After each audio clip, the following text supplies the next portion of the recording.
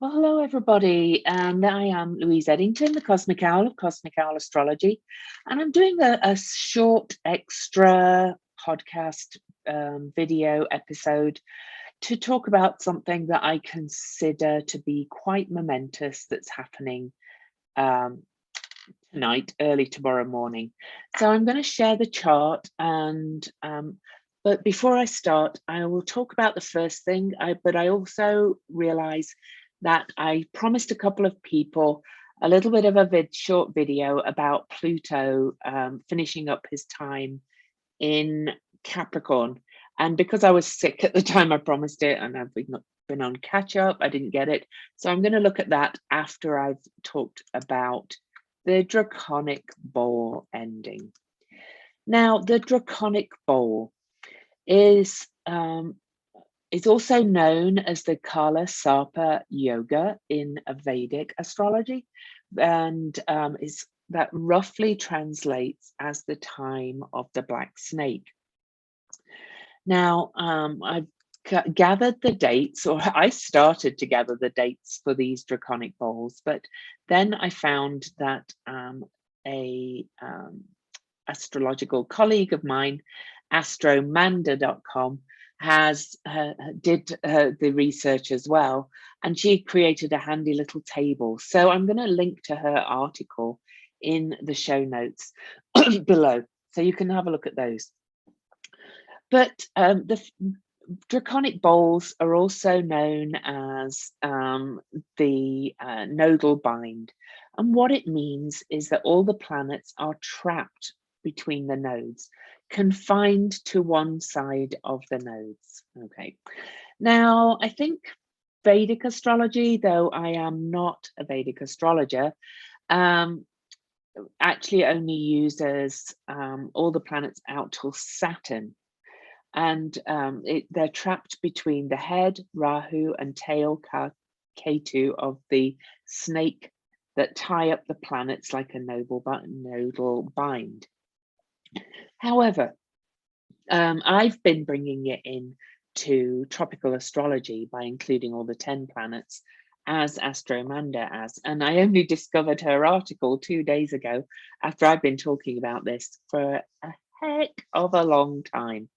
So we're going to use all the planets out to Pluto for our definition of a Draconic Bowl, a nodal bind, or the Kala Sarpa Yoga, the time of the black snake, which I've described as a real alchemical time of change and chaos and separation and transformation.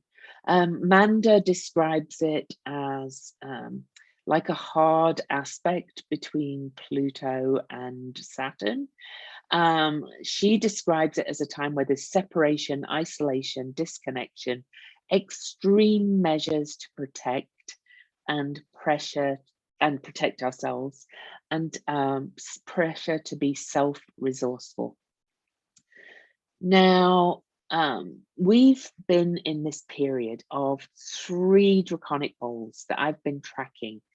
And the first one was 25th of February 2020 to 29th of May 2020. So that was 94 days. Then we had one from the 31st of December 2020 to the 28th of March 2021.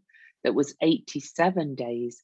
And now we've been in this really long one that's just finishing from 15th of December 2021, when Mars crossed the South Node, until 24th of April 2022.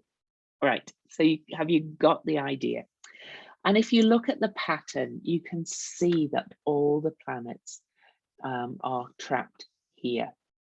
But I think this one has been even more unique because Chiron is there, and it was in the other one, in the other 2 since 2020 as well. And also Ceres was in this one in the early days. So we're going to look back at a couple of these dates to look at this Draconic Bowl. But I want to show you something even more, which I think is even more unusual. because if I add in the asteroids, which I have begun to work with, the major asteroids, excuse me, the major goddess asteroids, as Demetra George called them in her fabulous book, Goddess Asteroids, they are all trapped in the Draconic Bowl as well. And we had a Venus retrograde in the Draconic Bowl. This has been the most intense time of transformation. Now, before I go on, and I'm going to kind of dazzle you a little bit with some charts, she looked back at some of the previous Draconic Bowl patterns, and then we're going to look ahead a little bit as well. So during World War II in the 1840s, we had 1, 2, 3, 4 Draconic Bowls, 2 of them really long, between 1940 and 1947. The last one ended on the 1st of October of 1947. And that really, if you think about the energy of World War II, I was brought up with that history. There was a lot of mass evacuations and separation. There were children who were just sent out to foster homes until the war was over. And so, of course, there was separation from families with their males going off to war as well. And so that was a time, but she likens it to this Pied Piper operation, as it was called. And I remember all these stories of that when I was growing up, that all these children would be just sent off on the train with a little kind of badge hanging from their neck and sent off to foster homes and literally separated from their mothers, from their parents, if they lived in the cities that were being blitzed by the bombs from the Germans. So, and there was also the Japanese internment in the USA, which was mass relocation of people into camps. And of course, Finland evacuated children as well, but then there was the Holocaust, literally separating people from their communities and taking them into camps. So that was an intense time of the Black Snake. So it wasn't really so much particularly about the war, because we'll see other times of the Black Snake or Draconic Bowls involved other things, but they did involve a lot of separation. And that one was really intense because we had the 5 Draconic Bowls. There was also 3 in from 1883 to 1885. So I'll let you look back to that if you want. And 2 from 1853 to 1859. But we're going to look a little bit ahead. I don't want to spend too much time on the past. There was 2 periods of the Draconic Bowl in the 1950s that coincided with the polio epidemic. And so here we had, a disease epidemic again that involved quarantine, ban on public gatherings and school closures. And also, of course, there were the people that were put in isolation tanks, the iron lung to help them breathe with the polio. And people were scared to even touch paper money or shake hands. Does that remind you of something? Then we had the AIDS epidemic in the 1980s. Now that one had 1, 2, 3, 4, 6 periods, 6 Draconic Bowls in the 1980s, and that was the AIDS epidemic. And that was the worst years of the AIDS epidemic, of course. People either shut them off from the world due to shame and stigma, or they were distanced by others. The people weren't clearly, people didn't want to touch them. People were shunned from swimming in the same pool, discriminated by being kicked out of school, refused treatment. And things, of course, once the Draconic Bowls ended and people realized they couldn't catch AIDS by shaking hands and so on, the stigma began to less and resulted in more support. And now we come to the COVID-19 pandemic. The nodal binds or draconic bowls began February the 2020, February the, let me have a look, February the 25th to be exact. And we've had 3 periods. And they, of course, have coincided by, not shaking hands, wearing gloves and masks, social distancing, sheltering in place, school and business closures, complete lockdown in some countries. And kind of where it began is kind of where it's ending at the moment, with this extreme lockdown in China.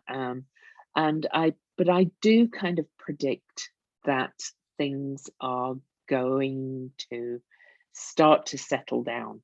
That doesn't mean COVID's going to disappear, just as AIDS didn't disappear and polio didn't completely disappear right away.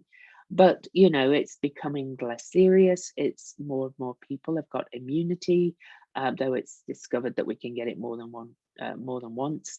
I'm not saying it's become like a seasonal flu yet. It's still officially a pandemic, but I think we are in the end of this period. And then, of course, we've seen the Ukraine war and this huge separation in Ukraine of the refugees leaving behind their menfolk, the women and children, literally leaving the country, their communities, and going to escape the war, while their husbands had to stay and their menfolk had to stay and fight. Or even to the degree of my own friend in Ukraine, is holed up in the countryside in a house, staying with some refugees from Kyiv. She's stayed in Ukraine, but she's separated from her home and her community. So these draconic bowls have been really dramatic, but there is good news. But here's the chart of this draconic bowl ending officially tomorrow, early tomorrow morning, 10:27 a.m. Mountain Time. Mercury crosses the North Node and then will be gradually followed by the Sun, and then gradually everything's going to spread out. Now, Ceres, I consider Ceres to be a planet, so I'm just going to go back a little bit. Ceres was also in this draconic bowl, and she passed the North Node on January the 31st. And to my mind, we started to ease out of it by then. Yes, we've had another variant spreading COVID. Lots of my friends in the UK have had it particularly, and friends here have had it. But it does seem to be kind of less serious, less hospitalizations. The death numbers are going down dramatically. So I kind of feel like we started to leave this then. Okay. And so then, as I said, we've got Mercury crossing the North Node. Now, interestingly, Mercury and Ceres were paired together in the pantheon of gods and goddesses in the Roman deiconcentres. They were not lovers as such, but they were paired. The gods and goddesses, there was 12, there was 6 goddesses, 6 gods. They were all paired in 6 different pairs. And Mercury and Ceres were paired together. And to my mind, they are like bookends in our solar system. Because if you go with the sun in the center of our solar system, outwards, Mercury is the first planet, the first rock from the sun. Then we have Venus, then we have Earth, then we have Mars, but then we have Ceres, which is just inside the asteroid belt, and she has been redefined as a dwarf planet. I kind of think she's the missing personal planet, the Great Mother. Anyway, that's my theory. But she is the last rock, if you like, just before the asteroid belt. She was classed as an asteroid originally. She's right on the inside edge of the asteroid belt before we go out to all the outer planets and the trans-Neptunian objects and so on and so forth. So we're coming out of this tremendous time of confinement. And as I said, one by one, the planets will spread out, move around, things will start to free up.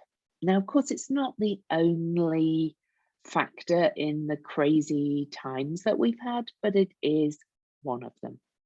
Now, the good news is we don't get another one until 2036. And at that time, Vesta will be out here. We did have Juno and Vesta were kind of carrying the Draconic Bowl some of the time in the last 2.5 years. Okay, so that one asteroid is there. But as you can see again, all the asteroids apart from Vesta are in this Draconic Bowl. So it's not till May the 12th, 2036. And by that time, Pluto will be in Aquarius. Pluto actually starts that Draconic Bowl. Neptune will be in Aries, will be in a whole different world. And this Draconic Bowl in 2036 is actually pretty short. So it's May the 12th, 2036 until, go with me, quick, come on, slow coach software.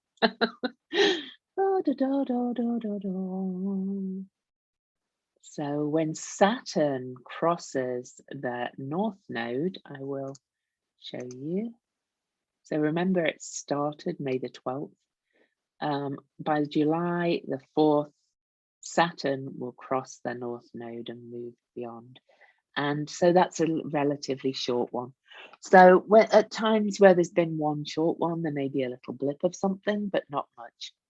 After that, I actually could not find another one, and that was in a relatively brief look, but I could not find another one until 2124. So I'm just going to show you that one. And that didn't include Chiron, which is in this one.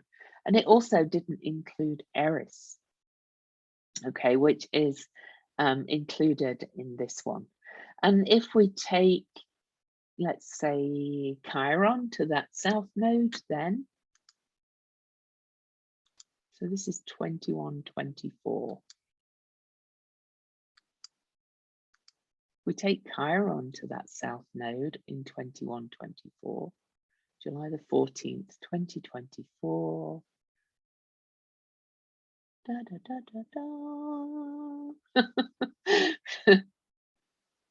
We can see it's all broken up. So again, that's going to be a very short one. And it doesn't include everything that these Draconic Bowls have included. So these have been the most intense Draconic Bowls I've ever been able to find.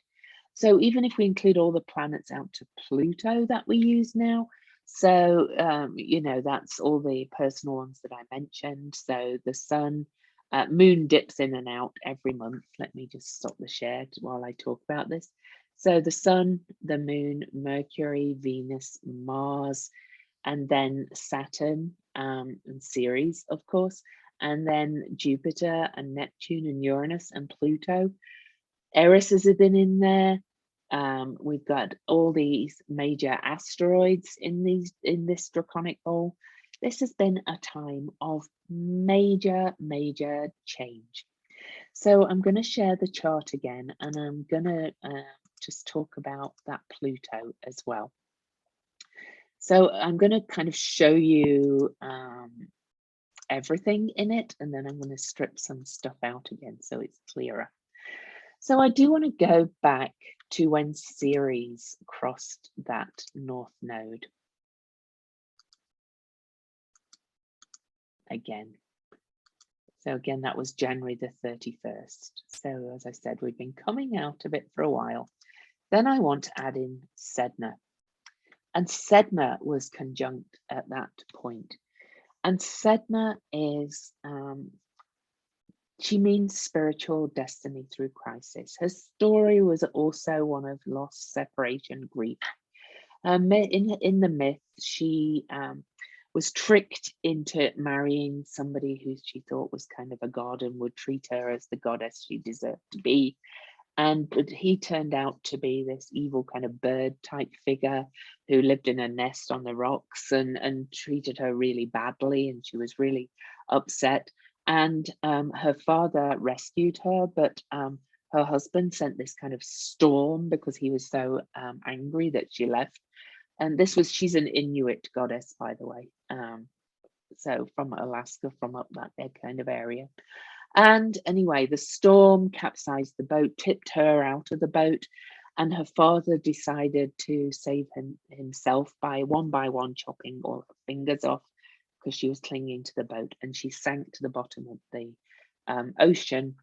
But where she became a goddess of the oceans, and she could be quite vengeful. And if she wasn't honored by the Inuits, there was no harvest in the ocean.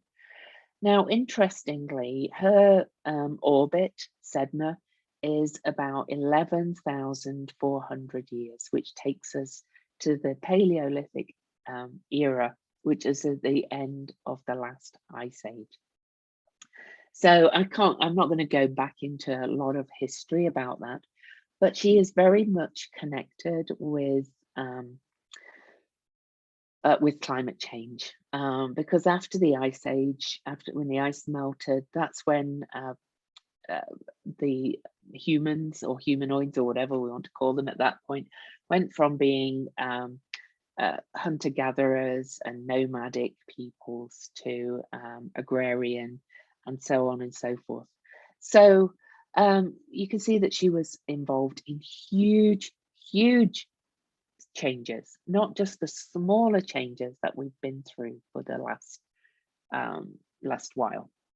Now, Ceres as well, I want to talk to you about that. So this is getting a bit longer than I intended, but this is where I'm going to bring Pluto in. Ceres was discovered in 1801 in the middle of the industrial age. Now, it's my theory because Ceres is connected with the Earth. She is the great Mother Earth, and she is involved in loss, grief, and separation as well. You're getting the kind of gist of all of this, okay? But she's also about forgiveness. Now, these three met at the 28 degrees of Taurus, which is a really key degree. We also had one of the first eclipses in this Taurus Scorpio season that we're entering right now. The first one of them was in November the 19th, 2021 at 27 degrees Taurus. So this spot in Taurus is really important. And Sedna is staying there right now because she has an 11,400 year orbit. Therefore, she moves extremely slowly and stays at the same degree for a long time. But the North Node is our karmic potential. That's our future. So the North Node hits Ceres hit Sedna at the same time as Ceres. They were all at that same 28 degrees. So remember 28 degrees Taurus. This is amazing times we're coming in. It's not just the Draconic Bowl, it's everything else as well. All right. So I want to bring you to today. And Pluto is at 28 degrees, and Pluto is stationing retrograde at 28 degrees. And I'm going to draw some lines, and I'm going to add in a couple of other. So Pluto is in an ongoing trine with with Sedna. Oh, God. And then I want to add in Haumea, because we've had Sedna and Haumea are two of the newly discovered dwarf planets. Eris is another one, and she has played her part in all of this, but I'm going to stick to Pluto right now. So Eris, we have Pluto in square to Haumea. Now, Haumea is rebirth, and she is very Pluto-like because Pluto is death and rebirth, but she is pure creation, pure birth. She was the creation goddess, the mother of Pele in the Polynesian pantheon in Hawaii. So she is pure rebirth. And we've got all of this at 28 degrees. Okay. So that's one thing we've got going. We've got the Draconic Bowl ending, and we have all of these. And you know me, if you follow my podcast, I love the numerology too. 28 degrees is a 10, which is a 1, which is new beginnings. I just really think we are birthing this new era. And whether we're a part of it as humans is kind of up to us, because we are being given the lessons of all of this. Now, I did say I would talk about when the sun squared Pluto the other day. So I'm going to go back to that.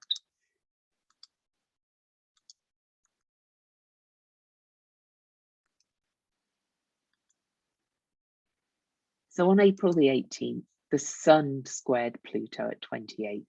So at that point, we had, to go back to my arrows, we had a T-square between Haumea, Pluto, and Haumea and Sedna at 28 degrees.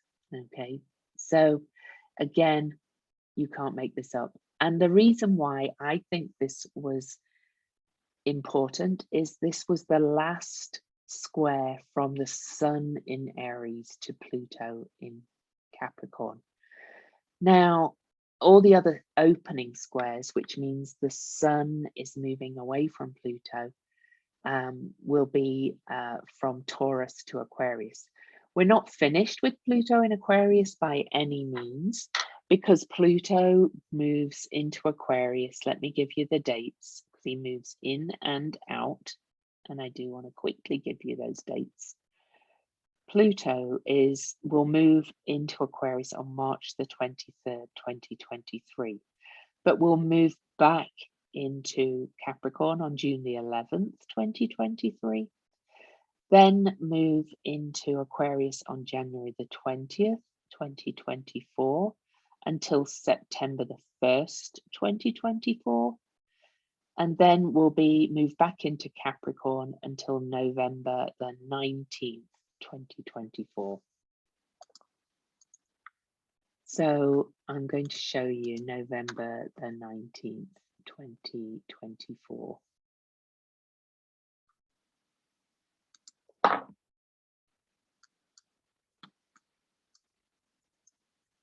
And I want to show you how different the chart will look by then. Okay, so we'll move to November the 19th, 2024. We'll do Pluto ingress into Aquarius. This is final move into Aquarius. Okay, so there he is. All right, by that point, Sedna will be at 0 degrees Gemini. By that point, Haumea will be at 2 degrees of Scorpio. All three of these major outer planetary bodies will have changed signs. Okay. By that point, Uranus is about to move, is about to conjunct Sedna. They're going to do a little dance together as well. Eris will still be at 24 degrees of Aries, though, because she is a little bit of a slow mover as well. So she's been a big part in all of this. But guess what? At the time of this, Ceres is coming up to square Eris. But anyway, I'm kind of going off on too many tangents. I just want you to see that we are moving out of a time of great turmoil, of great earth changes, and we don't really know what's coming yet. But the fact that all these Draconic Bowls end, we only have one short one in 2036, and then I could not find any more for 100 years, is to my mind suggesting that we are moving out of the worst period of time. and it hopefully learning the lessons of the cosmos and the universe.